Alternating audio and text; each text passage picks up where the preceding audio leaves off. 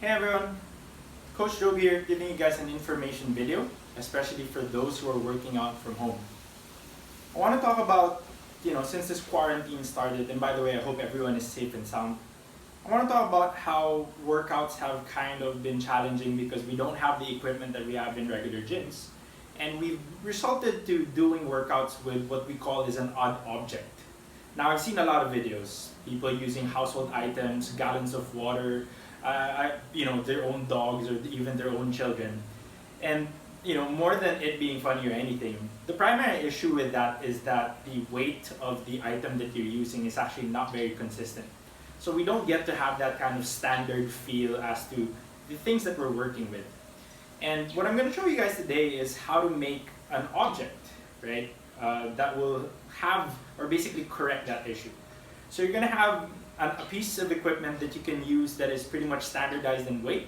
So it's going to be pretty comprehensive when you guys go into your workouts. I want to be clear first and foremost that we're not going to go into so much the issue of what the weight is of the item first, but we're going to focus on what goes into it. We'll worry about the weight later on. In today's piece, I'm going to be using a bag, and in this case, I'm using a duffel bag that has both handles and straps on the back so that it's wearable. If you don't have a bag like this, you can use two separate bags or just kind of be creative with whatever bags you guys may have. So first and foremost, I want to be clear on what does not go into a bag, right? Since we're going to be throwing this bag around, ideally you don't want anything that is glass or basically breakable.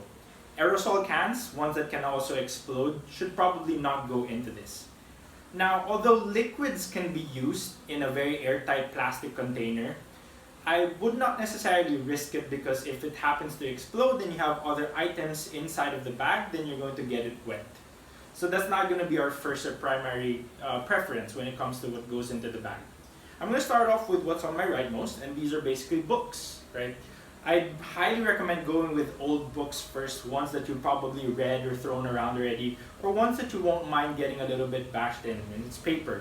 Now the thing about paper and paper weight is it's very, very durable, but it's also fairly heavy.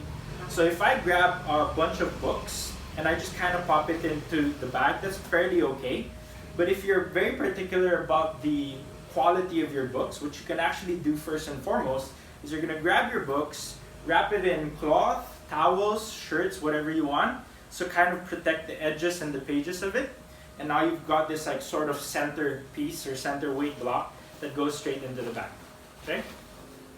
Second thing that kind of is very efficient that goes into a bag would be, I would say, grains or sealed movable things. Like for example, sand, rice, gravel, maybe not the two pointy ones, whatever you have.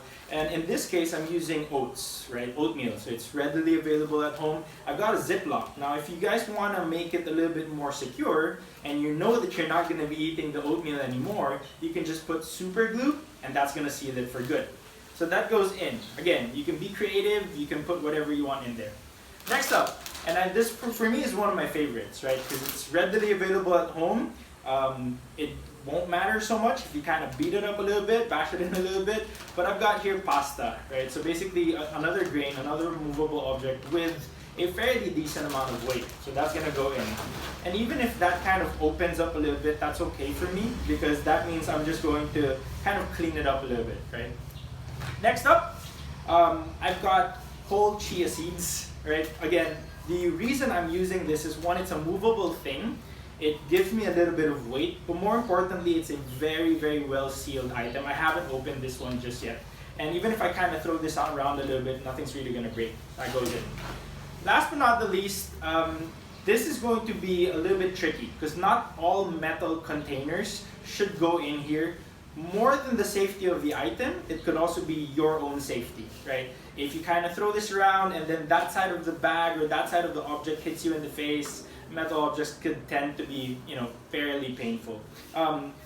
what I have here is basically canned corned beef that's sealed in a pack, and so it's not very movable. So that can go automatically in as well, and I'll just be wary about where I put that. But then again, I could do the same thing with what I did with the towel, where I can pop it in and just kind of secure it more, and that's going to be another block, right? In this case, I'm just going to pop it in first because I want to show you guys what happens or what I could do with more pieces of cloth or more towels or more shirts, just to kind of finish off the item, right? So I've got a bunch of stuff in here already, but the thing is, if I pick it up, there's a lot of slack and there's a lot of room and there's a lot of movement. And I kind of want to limit that. So what I want to do is I'm going to grab another towel or more. I could put more unused or used clothes in there just to kind of secure the edges or the extra space on there. Zip it up. And then now I have a pretty well made odd object. Now again, we're not going to worry so much about the weight of this, but what we have here is a standardized item. So every day, for as long as you're not taking in or adding stuff in it, you're moving the same way. If you want to make it a little bit more challenging, you add more stuff to it. If it's too heavy for whatever movement that you're doing, you can take stuff out of it, right? I want to show you guys what I mentioned about the diversity of a bag like this. So if you have a bag with handles, you've got now something that you can do deadlifts with, pulls, you can do carries, you can do high pulls, you can do curls with it.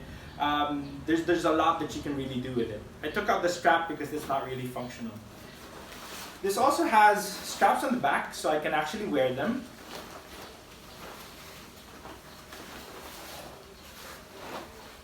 And now that I have weight that's on my body, additional weight, I can continue to do my body weight workouts such as push-ups, squats, jumps, maybe even running. So again, if you don't have a bag that is as diverse as this one, you can just prepare 2 separate bags, have fun with it, put as many in whatever things you guys want to do, put in there, get creative even. But again, I'd highly recommend staying away from things that could possibly explode, you know, aerosol cans, glass bottles, glass containers, anything with liquid on it that's not secured tightly. And also, please don't put your children or your dogs into the bags. Just let's put inanimate objects in there, okay? Hopefully this is fairly helpful for you guys. For those who follow Central Ground On Demand or CG On Demand, we do have odd object movements and odd object workouts on there, and this will be very, very useful for you guys. Hopefully you guys get to do this, you guys have fun doing it, and you guys have fun using it when you guys do your workouts. I apologize for all the noise. I'm shooting this video from the garage, so I can't really control what goes around me.